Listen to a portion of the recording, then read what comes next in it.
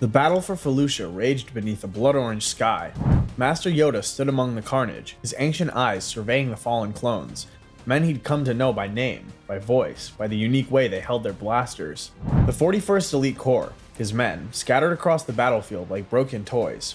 Another tactical miscalculation by the Jedi Council. Another price paid in blood for their rigid adherence to a code written millennia ago. The diminutive Jedi Master felt something crack inside him as he lifted the helmet off Commander Gree, finding only emptiness where life had burned moments before.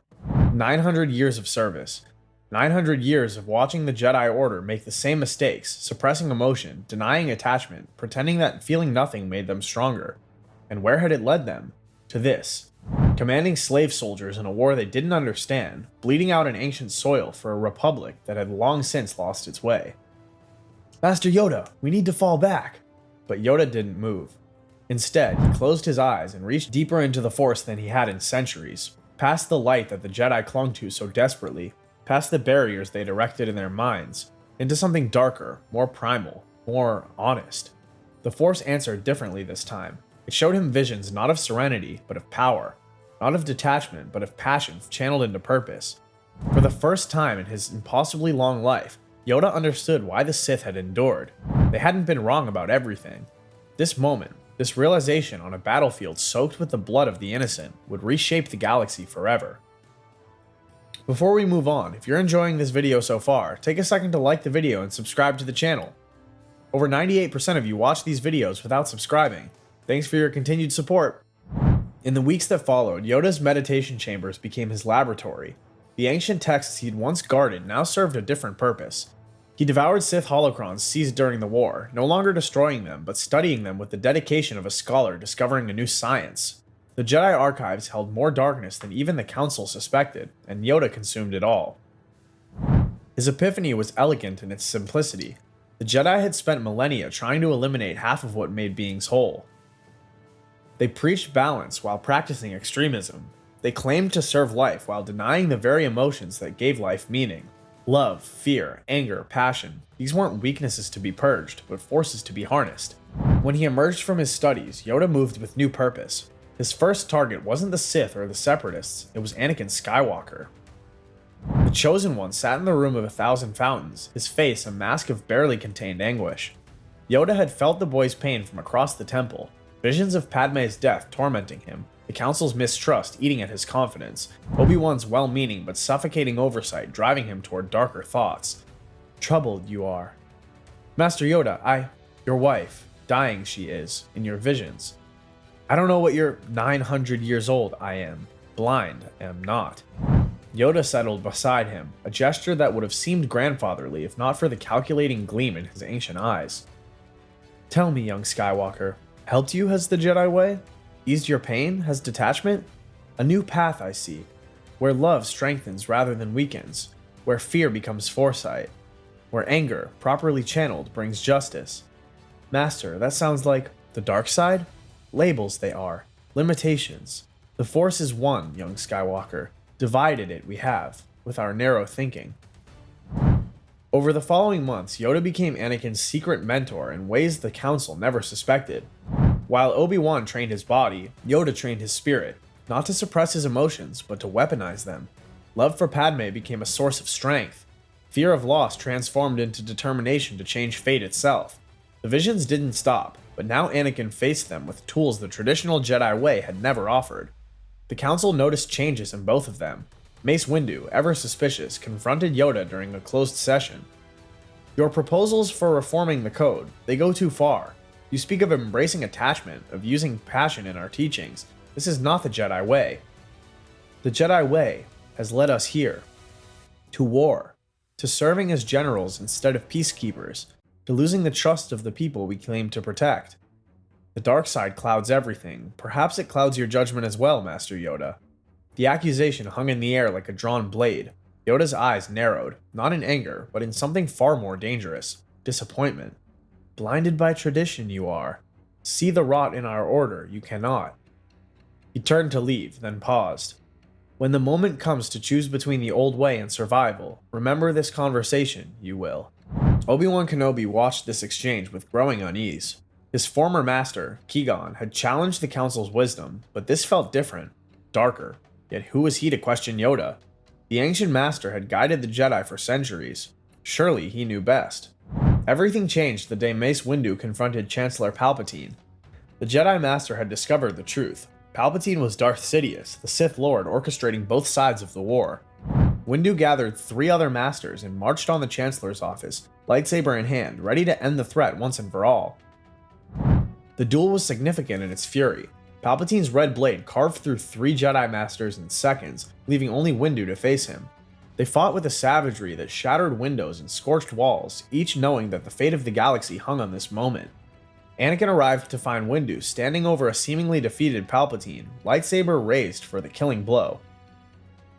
"He must stand trial. He's too dangerous to be left alive." That's when Yoda entered. The ancient master moved with impossible speed, his force presence filling the room like a thunderclap. But instead of joining Windu, Yoda's lightsaber ignited between the 2 combatants. "Stop this, you must." "Master Yoda, he's the Sith Lord." "Know this, I do, but destroyed the Sith must not be. Not yet." "You've gone mad." "Mad? Clear my mind is, for the first time in centuries. The Sith and Jedi, 2 halves of a broken whole. Apart we destroy, together we might build." "Then you're lost too." The battle that followed defied description. Windu, Palpatine, Yoda, and Anakin, 4 of the galaxy's most powerful Force users, unleashing their full might in confined space. But Yoda had something the others lacked: complete clarity of purpose. Using techniques pulled from both Jedi and Sith traditions, Yoda immobilized Windu with a precision that spoke of preparation. This wasn't impulse, it was calculation. As Windu fell, paralyzed but alive, Yoda turned to Palpatine. "Your empire, build it you shall, but rule it you will not." Palpatine's eyes widened as he realized the trap he'd walked into. Yoda hadn't come to save him, he'd come to replace him. The combined might of Yoda and Anakin proved too much for the Sith Lord. As Palpatine fell, his last words were a mixture of admiration and horror. "The Jedi learned to think like Sith. I never calculated for that." With Palpatine dead and Windu imprisoned, Yoda moved swiftly. He didn't dissolve the Senate or declare himself emperor. Instead, he proclaimed a new order, the Grey Empire, where Force users would no longer be divided by artificial philosophies. His first decree reformed the Jedi Code. No longer would Jedi be forbidden from attachment. No longer would they suppress emotion. Instead, they would learn to channel all aspects of the Force responsibly. Those who accepted this new way were welcomed. Those who refused were given a choice: exile or re-education. Many Jedi, exhausted by the war and disillusioned by the Council's failures, embraced Yoda's reforms. They saw in them a chance to be whole beings rather than emotional amputees, but others recognized the danger in what Yoda had become. Obi-Wan Kenobi was among the first to flee. The moment he heard Yoda's proclamation, he knew his old master had fallen to something worse than the dark side. He'd fallen to certainty, the absolute belief that his way was the only way. Ahsoka Tano, who'd already left the Order, found herself recruited by a different cause. Bail Organa and Mon Mothma, recognizing the tyranny inherent in Yoda's vision, began organizing a resistance, not against the Empire itself, but against the spiritual authoritarianism Yoda represented. Meanwhile, Anakin thrived. No longer forced to hide his marriage to Padme, no longer tormented by the Council's judgment, he became everything he'd dreamed of: a warrior of unmatched skill, a loving husband, soon a father to twins. He wore grey robes now, carrying a lightsaber with a unique crystal configuration that produced a blade shifting between red and blue, symbolic of his mastery over both aspects of the Force. But even in his contentment, Anakin couldn't ignore the whispers. Jedi who refused conversion disappeared. Entire systems that rejected Yoda's new philosophy found their leaders replaced by those more amenable. The peace Yoda promised came at a price measured in freedom. 20 years passed. Luke Skywalker, raised from birth under Yoda's direct tutelage, became the perfect synthesis of what Yoda envisioned. Leia, raised by Bail Organa but aware of her heritage and trained in secret, represented a different path, one that questioned the Grey Empire from within. Both twins could love without losing themselves, fight without surrendering to hatred, lead without becoming tyrants, or so Yoda believed. Luke, in particular, showed promise that exceeded even his father's. Trained from birth in both aspects of the Force, he moved through combat like a conductor directing a symphony, each emotion perfectly controlled and channeled. Yet questions plagued him. In his meditations, he felt disturbances, not in the Force, but in the very foundation of what he'd been taught. The breaking point came when Obi-Wan Kenobi emerged from decades of hiding. The old hermit appeared on Dagobah itself, walking into Yoda's sanctuary with the confidence of a man who'd already accepted his death. Luke watched from the shadows as his grandfather and the legendary Obi-Wan faced each other for the first time since the fall. Trained the boy well, you have, but trained him in what? Your truth? Your balance? The only balance there is. Unite the Force, I have. End the war between light and dark. You've ended nothing. You've simply declared yourself the arbiter of both. The Palpatine ruled through fear. You rule through a more insidious weapon, the promise that your way brings happiness. And does it not? Strong the boy is. Happy his parents are. At peace the galaxy rests. The peace of a cage is still captivity, Master. Their duel was nothing like the explosive battles of decades past. It was measured, mournful, two old friends fighting not for victory, but for the soul of an idea. Obi-Wan knew he couldn't match Yoda's power, but that wasn't his goal. With each clash of their blades, he spoke to Luke through the Force, showing him memories of the old Jedi, of a time when wisdom meant admitting you might be wrong. When Obi-Wan fell, he did so with a smile. His body vanished, becoming one with the Force in a way Yoda's new philosophy couldn't explain or replicate. The sight shook Luke more than any teaching could. Why did he disappear? Yoda's silence spoke volumes. For all his mastery of both sides of the Force, this transcendence eluded him. The very fact that it required letting go, truly letting go, made it impossible for someone who sought to control everything. The final confrontation came, as Yoda perhaps always knew it would, from within his own family. Leia had taken command of the growing Rebel Alliance, not out of hatred for her grandfather, but from a belief that his way, however well-intentioned, led only to stagnation. She'd seen too many star systems homogenized under the Grey Empire's philosophy, their unique cultures and Force traditions steamrolled by Yoda's one-size-fits-all approach to balance. When Yoda ordered Anakin to hunt down his own daughter, the cracks in the Grey Empire became chasms. She's our daughter, your daughter. Anakin stood in their Coruscant apartment, his hybrid lightsaber heavy on his belt. 20 years of peace, of being allowed to love openly, of serving a master who understood him, all of it weighed against the mission Yoda had given him. Master Yoda says she threatens everything we've built. Then maybe what we've built is wrong. The words hung between them like a prophecy. Padme, who'd watched the Republic transform into something unrecognizable, who'd seen her husband become an enforcer instead of a hero, finally spoke the truth they'd both been avoiding. Luke made his choice then. Abandoning his grandfather's teachings, he sought out his sister. Together, they began to understand what true balance meant. Not the domination of both sides of the Force, but of wisdom to know when to use each, and more importantly, when to use neither. Their return to Dagobah marked the end of an era. Yoda waited for them in the same cave where he'd once tested Luke's father, surrounded by the swamp's eternal mist. He looked older than his millennia of life, weighed down not by years, but by the burden of choices that had seemed so clear, so necessary. Come to kill me, you have. We've come to free you. What followed wasn't a battle, but an intervention. Luke and Leia, using everything Yoda had taught them, plus the wisdom he'd lost, showed their grandfather the galaxy he'd created, not through argument, but through the Force itself, the voices of those who'd been silenced, the traditions that had been erased, the fear disguised as reverence that permeated this empire. For the first time in 20 years, Yoda truly listened. The revelation broke him in a way no lightsaber ever could. He'd become everything he'd once fought against, not through malice, but through the absolute certainty that his pain, his revelation on Felucia, gave him the right to reshape the galaxy in his image. Warned them, I did. Dangerous certainty is. Yet certain I became. It's not too late. Help us build something new. Not Jedi, not Sith, not Grey, but something that honors the individual journey of each Force user.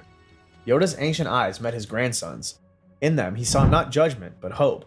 The same hope he'd once carried before the weight of the war crushed it. Too late for me it is, but for you, learn from my failure you must. Balance exists not in controlling both sides, but in knowing when to act and when to trust. As Yoda faded, Luke felt his grandfather's true essence touch his mind one last time. Not the authoritarian he'd become, but the teacher he'd once been, grateful that his students had surpassed him. The Grey Empire didn't collapse overnight. Anakin, freed from his oath to Yoda, but burdened by 20 years of enforcement, surrendered himself to the new government his children were building. His trial became a meditation on justice versus mercy, on how to judge those who did wrong, believing it was right. In the end, he was neither executed nor exonerated. Instead, he devoted his remaining years to undoing the damage, traveling to worlds where Yoda's philosophy had taken root and helping them discover their own Force traditions. Padme stood by him, as she always had, knowing that redemption was a journey, not a destination. Luke and Leia established something unprecedented, not a new Jedi Order, but a coalition of Force traditions. Each world, each culture, each individual would find their own path to balance. Some would choose the light, some the dark, some would walk between. The only rule was that no path could impose itself on another. It wasn't perfect. Without a central authority, conflicts arose. Darksiders sometimes caused havoc before being stopped. Lightsiders sometimes failed through inaction, but it was real, messy, and alive in a way Yoda's perfectly controlled empire never could be. Years later, Luke stood where his grandfather had fallen, teaching a new generation not what to think, but how to think. The Force flowed around him, chaotic and ordered, light and dark, unified not through dominance, but through acceptance. The greatest teacher failure is, he would tell his students, echoing words Yoda had forgotten in his quest for control. My grandfather's greatest lesson wasn't in his philosophy of balance, it was in showing us the danger of believing only one person holds the answer. In the swamps of Dagobah, where shadows danced between ancient trees, Luke sometimes felt his grandfather's presence. Not as a Force ghost, Yoda's path had closed that door, but as a whisper in the living Force itself. A reminder that even the wisest could fall, and even the fallen could, in their failure, light the way for others. The galaxy had learned the hardest lesson of all, that balance wasn't a destination, but a dance, and the moment you believed you'd master the steps was the moment you began to stumble. And in that truth, perhaps, lay the seed of real wisdom. The kind that questioned itself, that grew through doubt, that found strength not in certainty, but in the courage to say those three most powerful words. I don't know, but together they would learn. If you enjoyed this journey into the shadows of what could have been, remember to hit that subscribe button and join us for more explorations of the infinite possibilities within that galaxy far, far away. May the Force be with you, always.